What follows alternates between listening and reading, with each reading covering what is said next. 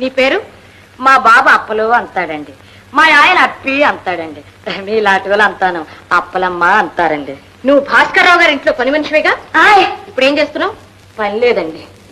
అమ్మగారు, మీ ఇంట్లో పని ఉంటే ఇప్పిస్తారండి. ఆ తర్వాత చూద్దాం. ముందు నేను అడిగే వాటికి సమాధానం చెప్పు.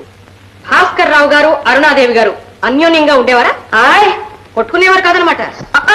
కొట్టుకునేవారండి. మరి అన్యోన్యంగా ఉండేవారన్నావు? అయ్య బాబోయ్, అంతంత పెద్ద మాటలు నాకు తెలిసాడవ్వండి. వారిద్దరూ బాగా కొట్టుకునేవారా? చాలా బాగా. నువ్వు చూసావా? కళ్ళారా చూసావా? మరి ఎలా చెప్తున్నావు? గలాసులు, వన్నం కంచాలు, డబ్బాలు, తలుపులు డబడబడ పగిలిపోయాయండి. ఆయనే కొట్టారని ఎలా చెప్పగలవు?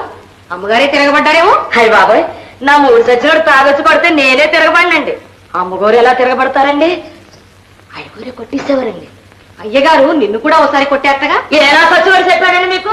అయ్యగారు అలాంటి వారు కాదండి, ఆడవాళ్ళు మీరు చేయి చేసుకోరండి. Please note.